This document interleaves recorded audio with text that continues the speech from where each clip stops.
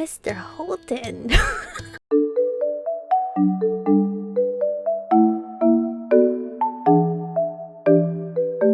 Hello Aromas, this is Aromie here. Welcome back to our life beginning then always. We are here.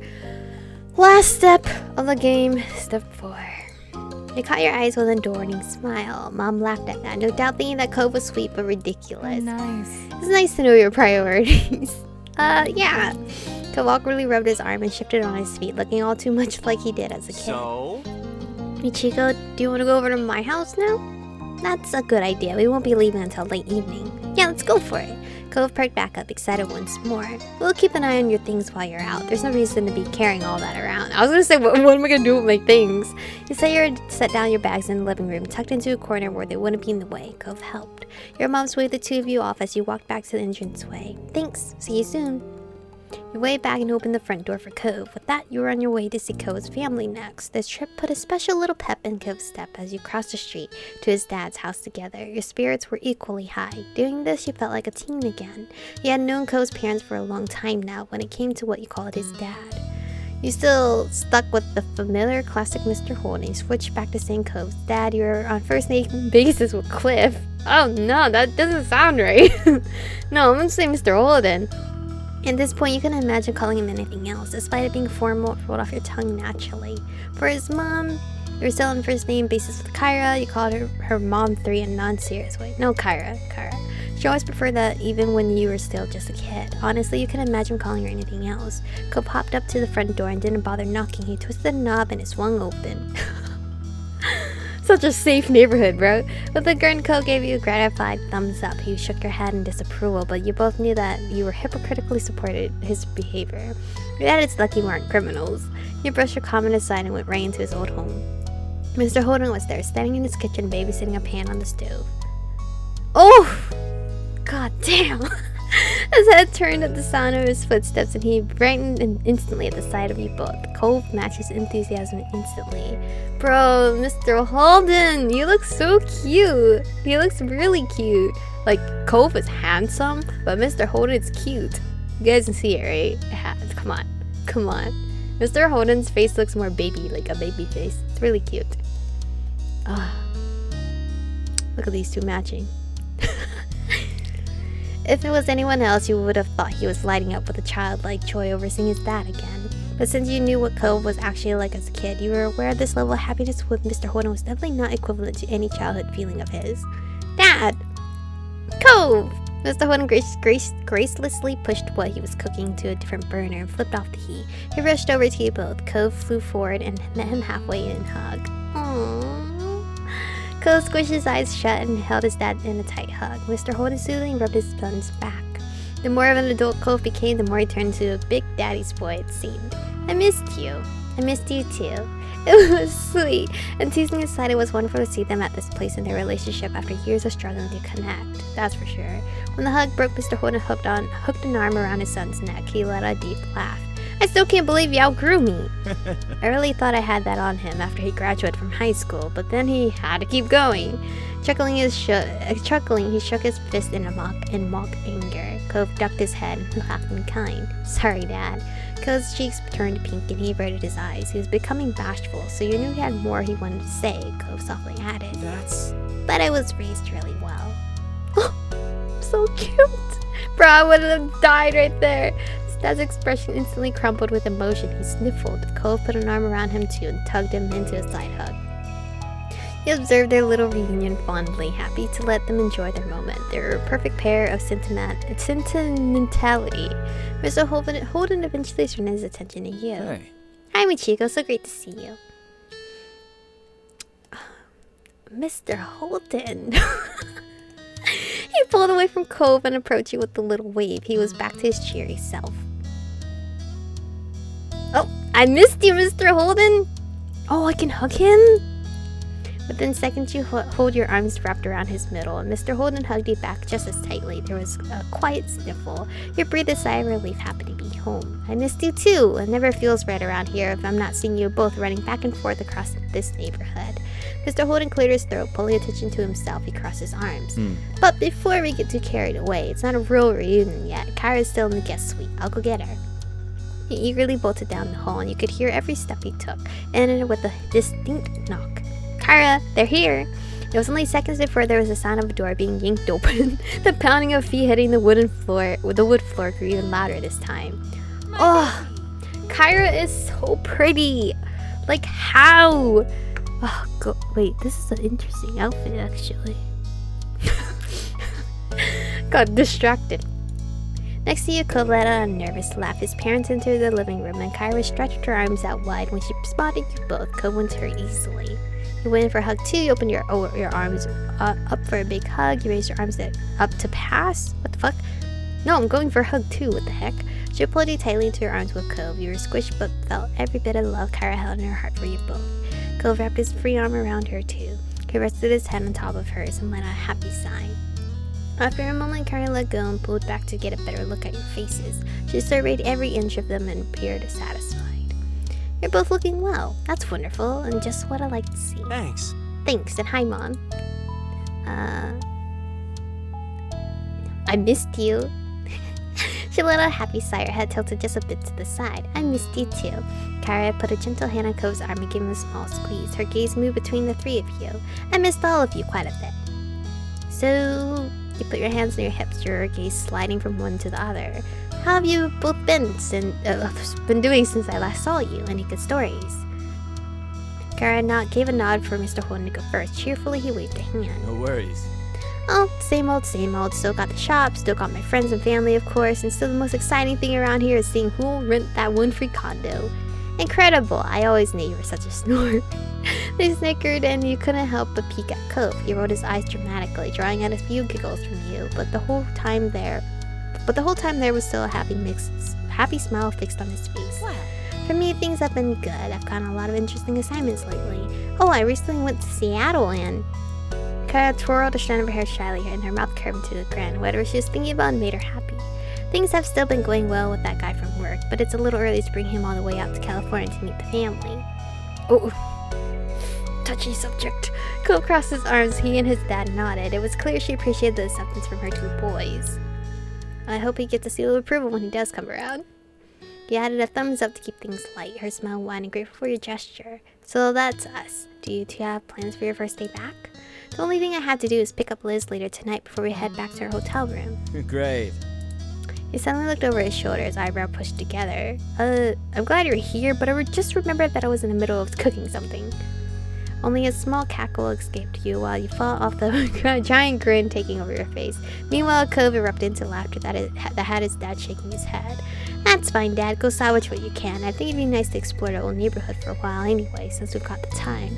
Cove directed the last part to you as he spoke, hoping that you'd want to go with him. You nodded automatically. You were already looking forward to it. That's a perfect idea. Makes sense. I think so too. You should go enjoy the day. I'll hang back here so I won't be a third wheel, and someone's got to keep an eye on Cliff before he catches the whole kitchen on fire. Mom, you're not a third wheel. Cove stiffly stuck his arms against his side like a little child. A small smirk tugged at Kyra's mouth. She winked. You know what I mean. Have a good walk. I'll see you both later. What was he cooking anyway? Cheerily, Mr. Holden waved before going back to his cooking. Cove smiled warmly. Bye. Okay, bye. We'll be back. Or will we? Kidding. Cove trailed behind you as you walked into the welcoming summer sun. He stopped, closing his eyes to stretch his arms in the warm rays. Satisfied, Cove gave you a bent smile and dropped down low to the ground. He knew that this was your chance to add a piggyback ride.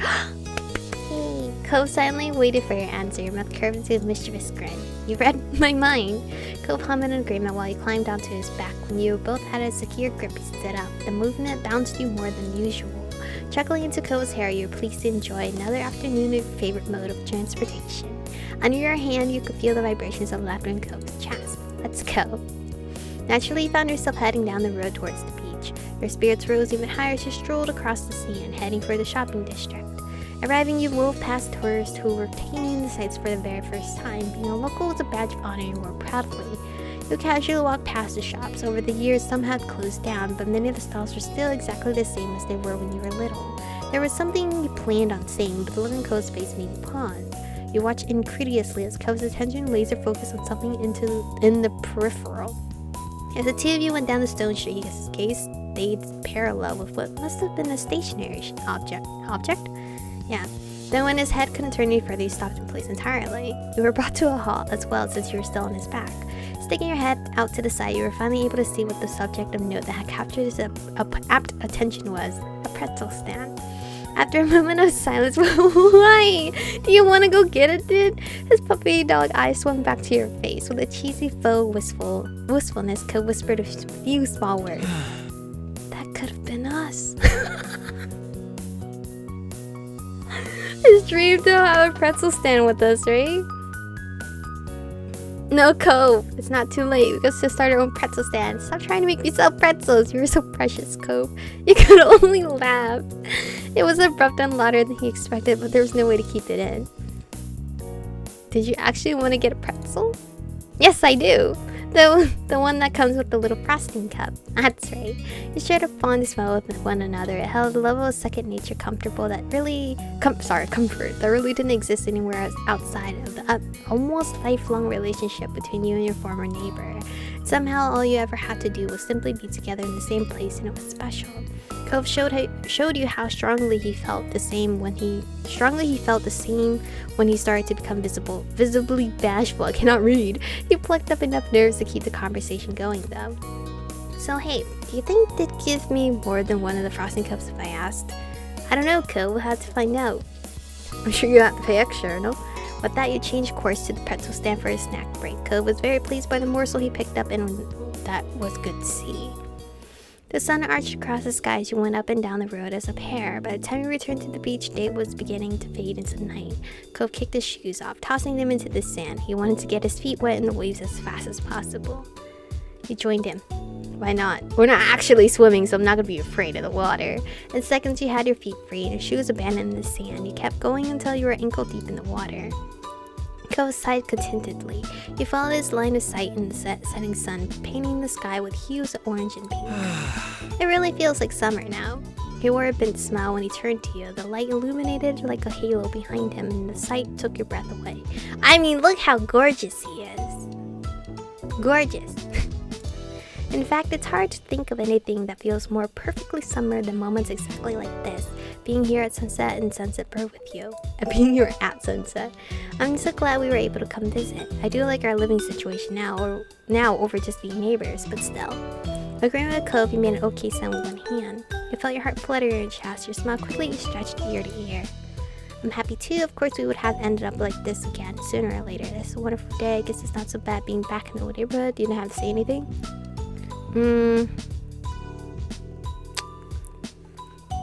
Of course, we would have ended up like this again sooner or later. No, I'm happy too. The last rays of sunlight glittered on the water, mesmerizing you. You couldn't help but feel like this was exactly where you both belonged right now. Cove murmured quietly, losing himself in his thoughts again. Shortly after, you saw his hand shoot down into the sand. He stood straight back up with a lopsided smile and got to work brushing the sand off his prize. You knew without a single word. Cove found a new shell for your collection. Aww.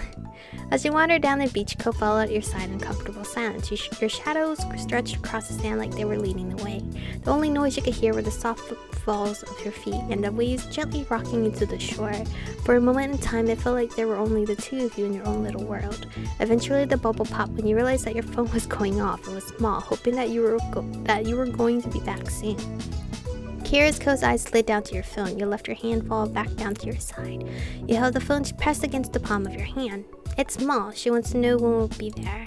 Cove scratched the back of his neck and shook his head. His mouth twitched like he just had a funny thought. Dang, parents. Always try to make us come home before it gets too dark.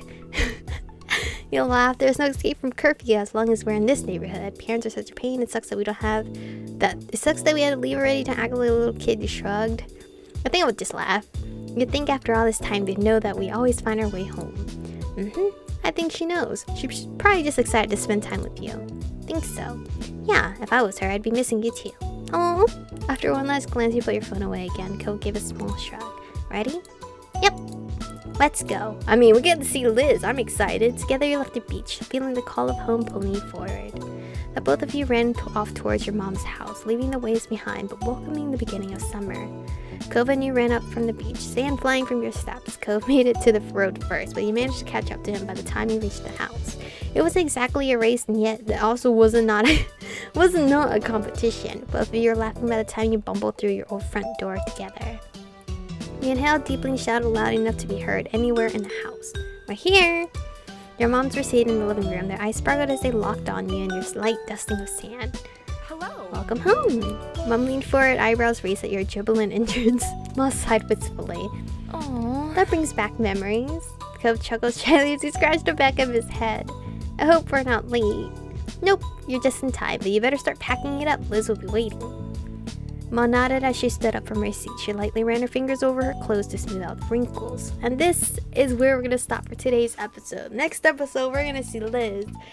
Surprisingly, I haven't tried to go out of my way to see what these characters all look like. So everyone is a surprise for me. So this is quite exciting. But thank you guys for watching today's episode. Stay beautiful, and I will see you guys in the next one.